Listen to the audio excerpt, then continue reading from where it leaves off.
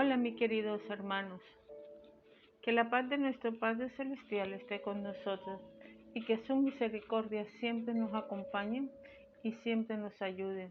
Que su amor, su presencia y su gozo siempre esté con nosotros, dándonos cada día más y más de, de Él y ayudándonos a crecer más y más.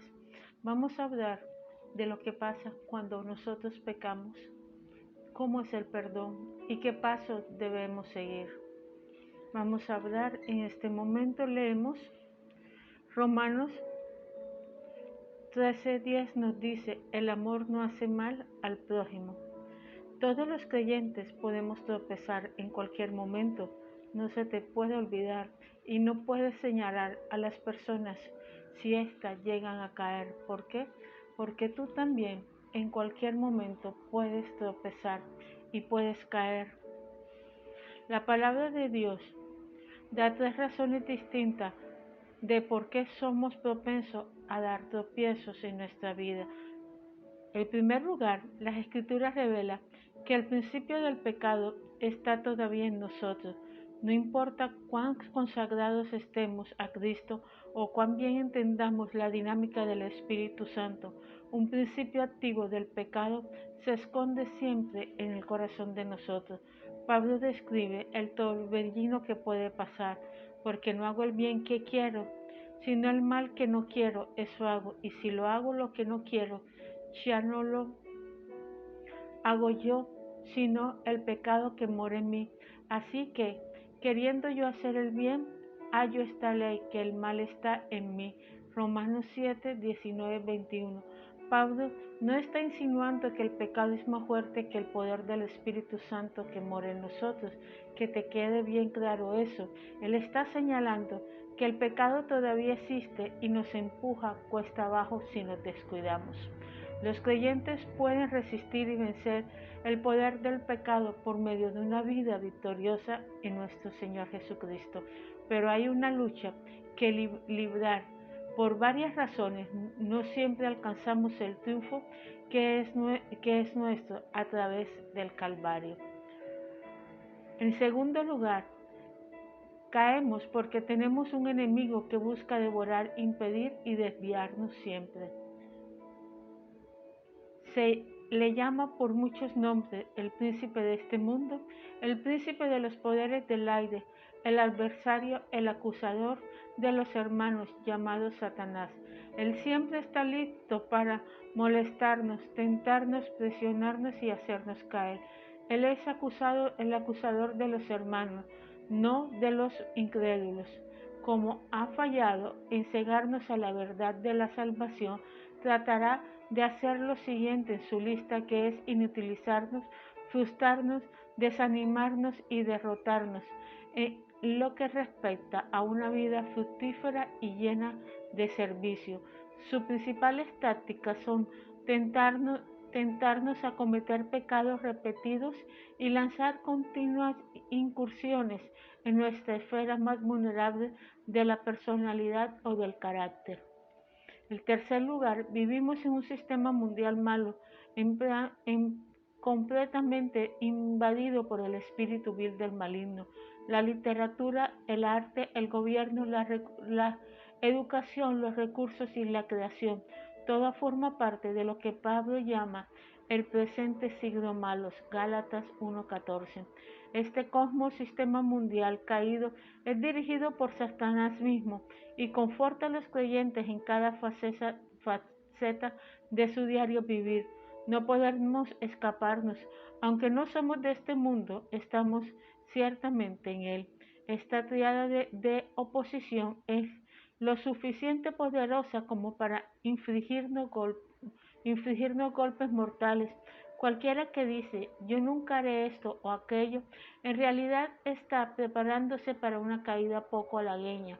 Estas normas egoístas de justicia propia han mermado la resistencia en estas esferas particulares, porque el individuo ahora descansa en su en su suficiencia personal para defenderse del enemigo, pero un enemigo muy superior. Es como defender una fuente con una pistola de agua. ¿Por qué caemos? El apóstol Pablo describe en Gálatas 6, 1, 5, por qué caemos.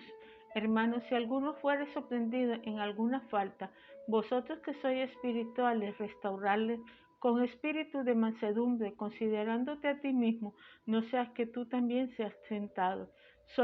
Sobrellevar las cargas de los otros y cumplir así la ley de Cristo, porque el que se cree en hacer algo, no siendo nada, a sí mismo se engaña. Así que cada vez que sometes a pruebas su propia obra, y entonces tendrás motivos de gloriarse solo respecto de sí mismo y no en otro, porque cada uno lleva su propia carga.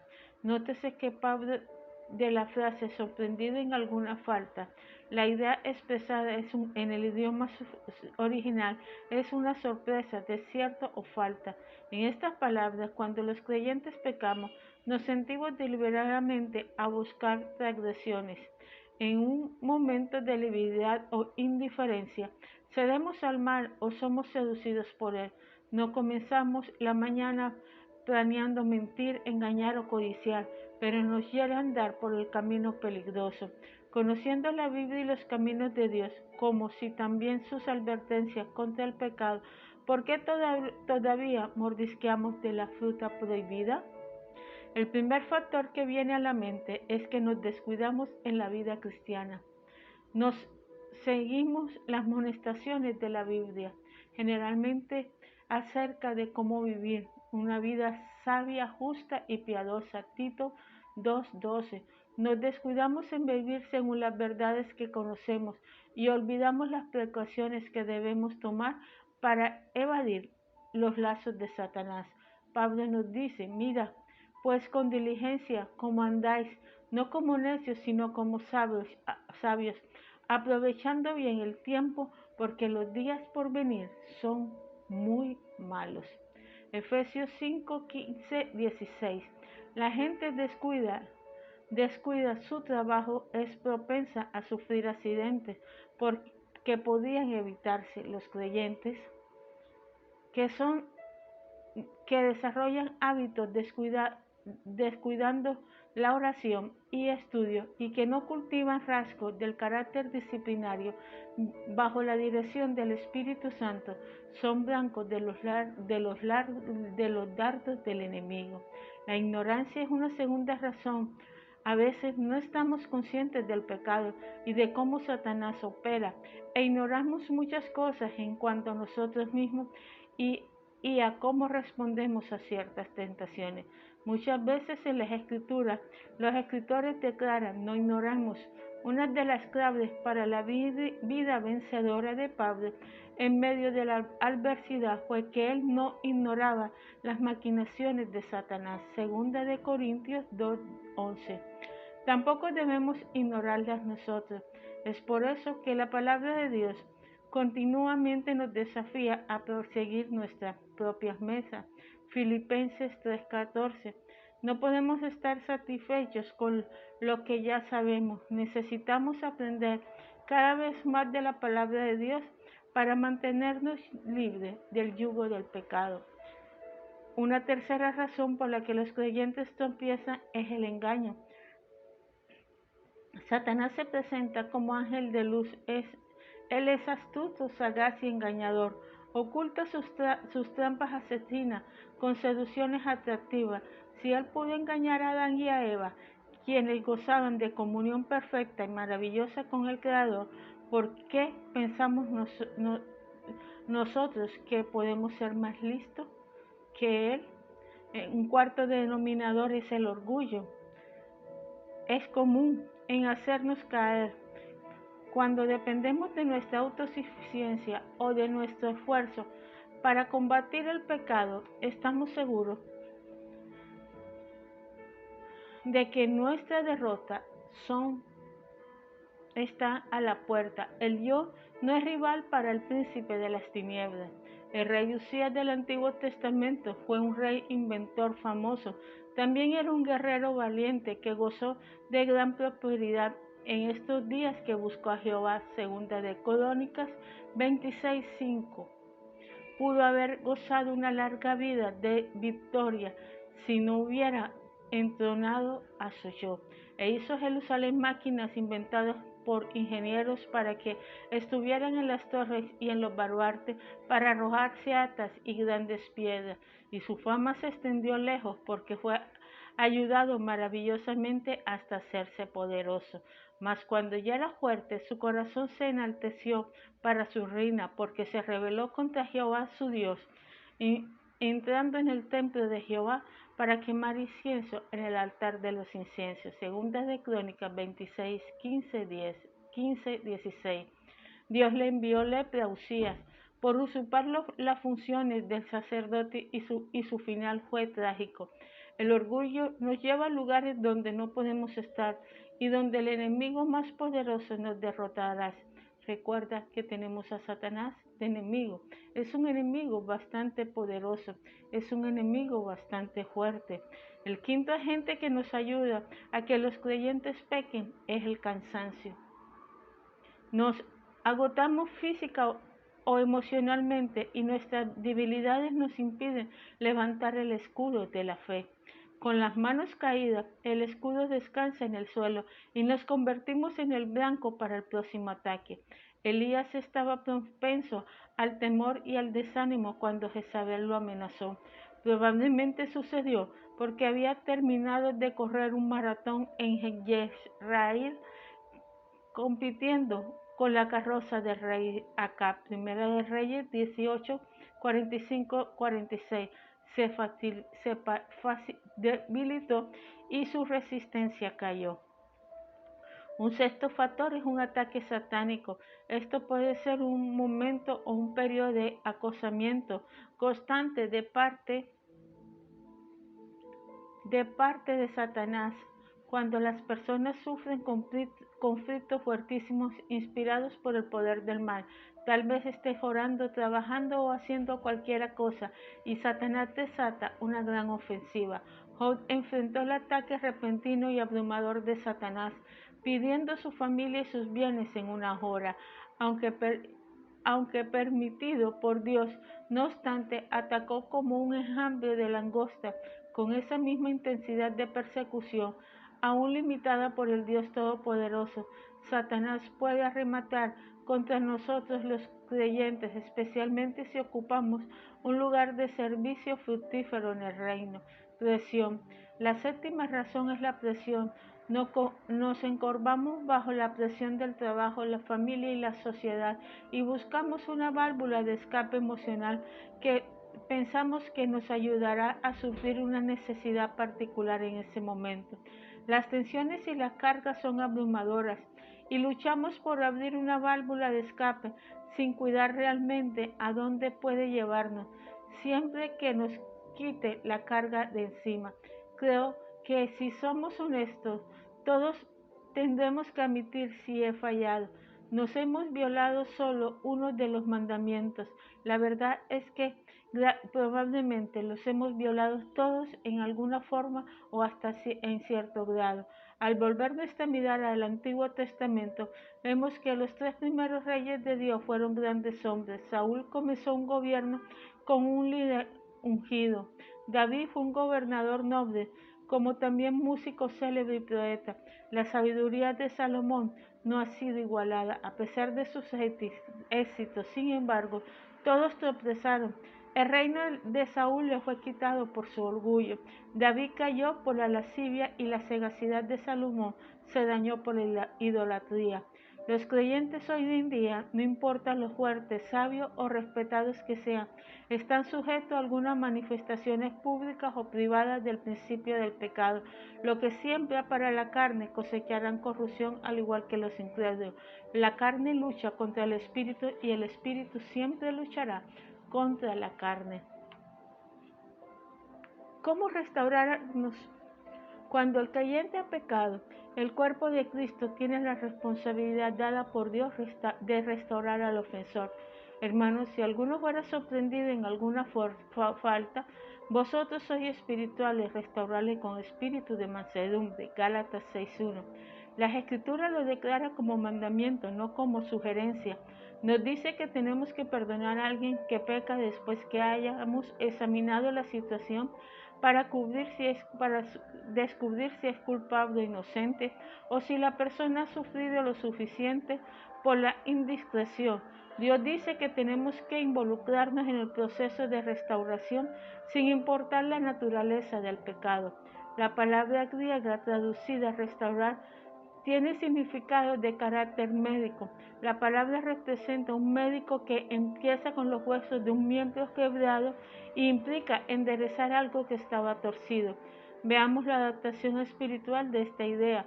Perdonar a alguien que cae es el método de Dios de extender su sanidad al alma herida, ayudando a restaurar el gozo y la intimidad de la comunión con el Padre. Tenemos que ser los vasos terrenales para que el transgresor sea restaurado.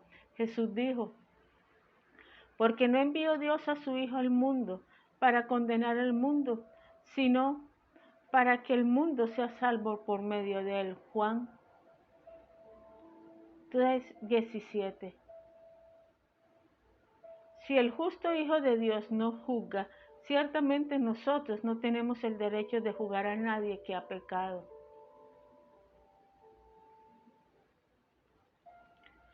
Ciertamente nosotros no podemos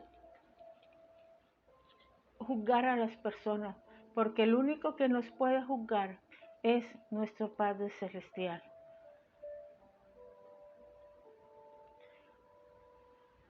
Jesús dijo, porque no envió Dios a su Hijo al mundo para condenar, sino para que el mundo sea salvo por él. Juan 13:17. Si el justo Hijo de Dios nos juzga, ciertamente no tenemos el derecho de juzgar a nadie que ha pecado. Debemos discernir sabiamente y aprender lo más posible para nuestro propio beneficio, pero nunca se justifica que condenemos a un hermano caído. En realidad, es la labor específica de que uno es espiritual iniciar la restauración de uno, sorprendido en alguna falta. Esto no implica a alguien que tiene una actitud altanera y superior. Se refiere a alguien que camina diariamente bajo la dirección y la influencia del Espíritu Santo, alguien que ha aceptado a Cristo como Salvador y anhela ver su señorío extendido sobre cada esfera de su vida. Tales individuos deben exhibir el precioso fruto del Espíritu. Debemos ser cuidadosos, amables, perdonadores, pacientes, compasivos, no jueces o más santos que nadie. Nuestras acciones deben ser siempre hacia la santidad y la restauración del hermano que verdaderamente está sufriendo por el pecado que cometió. ¿Cómo podemos restaurar a una persona? Lo primero es, o qué debemos hacer, nuestra primera prioridad es ayudar a la persona a reconocer el fracaso y la consecuencia de su decisión. El problema no es un descuido ligero o lapso momentario, es un pecado a los ojos del Señor. Nadie puede bregar con el pecado a menos primero no lo haya identificado como tal. La mayoría de las veces el individuo sabe que ha pecado, pero todavía vive en los tentáculos del pecado porque no ha admitido que su comportamiento fue pecaminoso. Al igual que David, la persona tiene que confesar he pecado y he hecho lo malo ante los ojos de Dios. Salmo 51:4. Segundo, debemos ayudar a las personas a reconocer su responsabilidad por el pecado. Es fácil echarle la culpa a otro por el pecado, pero aun cuando alguien más haya contribuido, el individuo es responsable. Ayudar a un hermano a asumir la responsabilidad personal por el acto pecaminoso es un paso difícil, pero bastante necesario. La vida de Saúl se caracterizó por la irresponsabilidad. Siempre estaba tratando de culpar algún otro. Cuando Samuel confrontó a Saúl por no haber destruido los amalecitas por completo, Saúl respondió: mas el pueblo tomó el botín, las ovejas y las vacas. Primera de Samuel 15:21. Necesitamos guiar a las personas a confesar sus pecados y a arrepentirse. Por arrepentimiento quiero decir un cambio mental que dé como resultado un sentido real de pesar y remordimiento por el pecado, seguido de un camino deliberado de comportamiento. La persona se dará cuenta del dolor de la desobediencia ante Dios y la conducta eterna será positivamente afectada. El que confiesa y abandona el pecado es el que prospera. Este es un paso fundamental en la redención para gozar de una vida fructífera y santa. Por medio de la sangre del Calvario, el perdón está disponible, pero hasta que no haya verdadero arrepentimiento, el corazón de la persona no está listo para la limpieza. El cuarto principio es la restitución. Si alguien que ha robado algo necesita restituirlo. Si un individuo critica a otro en público, necesita ir a él y pedirle perdón. Sin embargo, no se puede hacer restitución por algún pecado. El arrepentimiento genuino y la confesión tendrá que bastar con eso. Por ejemplo, no hay restitución por haber destruido la pureza moral de una persona. Pedir perdón puede restaurar la comunión con Cristo, pero nunca podrá restaurar lo que se destruyó. El quinto paso para alcanzar el perdón es un hermano caído, es ayudar a recibir el mensaje de Dios a través de su fracaso. Aunque Dios no nos hace caer, puede enseñarnos lecciones que nos guarden al caer de una situación dañina. Si su desaprobación en estos errores es de incalculable valor. Caminar a la vida es guardar las instrucción, pero quien desecha la reprensión yerra. Proverbios 10:17.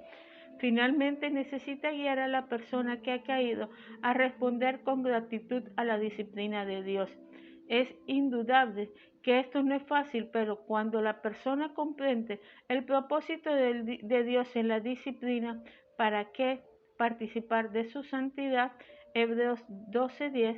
Por un acto de su voluntad puede darle gracias al Padre Celestial por su corrección amorosa. David dijo: bueno me es haber sido humillado para que aprenda tus estatutos. Mejor me es la ley de tu boca que millares de oro y de plata. Salmo 119, 71, 72. David vio los beneficios del trato de Dios con él y respondió agradecido, llevando a la persona a este punto la protege de las raíces insidiosas de la amargura que puede brotar como resultado del pecado. Nuestro éxito es intentar restaurar a un hermano o hermana. Será determinado en gran parte por el espíritu con que lo hagamos. ¿Cuál es el espíritu con que tenemos que restaurar a un creyente? La contestación a esta pregunta nos dice Gálatas 6:1. Hermanos, si alguno fuera sorprendido en alguna falta,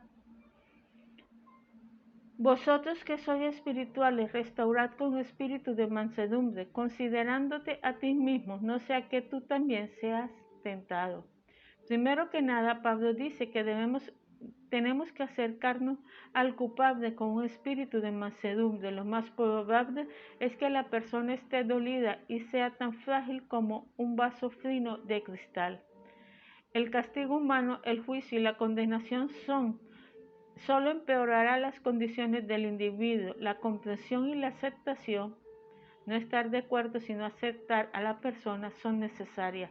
Esto no quiere decir que vamos a ignorar el lugar de la disciplina en el proceso de restauración, pero la responsabilidad de disciplinar es de Dios y no de nosotros. Debemos restaurar al hermano o a la hermana con espíritu de mansedumbre, no con enojo o con un deseo apasionado de defender la fe. El espíritu de mansedumbre quiere decir que seamos sensibles a las necesidades y al dolor del que ha caído. A menudo la desilusión y el remordimiento son supremamente abrumadoras. Según tenemos que perdonar y restaurar con un espíritu de humildad, reconocemos que lo que le pasó a la otra persona también nos puede pasar a nosotros. Como creyentes tenemos que ayudar al individuo a reconocer el pecado, asumir su responsabilidad por dicho pecado y arrepentirse. Hacer restricción cuando fuere posible, recibir alegremente el mensaje que Dios está dando por medio del fracaso y agradecerle por su amorosa disciplina, pero si lo hacemos con dureza y arrogancia, solo infligimos más daño. En vez de restaurar al hermano o a la hermana, debemos examinarnos a nosotros mismos, sabiendo que también somos vulnerables a todo tipo de tentación.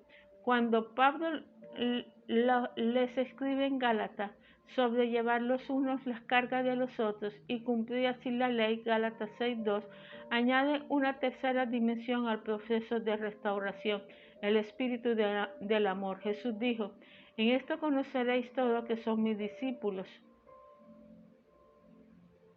si tuvieras amor los unos con los otros. Juan 13:35. En otra oportunidad dijo: este es el mandamiento que os doy, que los améis los unos con los otros como yo lo he amado. Juan 15:12. En el pasaje de Gálatas, las palabras cargadas quieren decir una carga pesada, llevar la carga de alguien.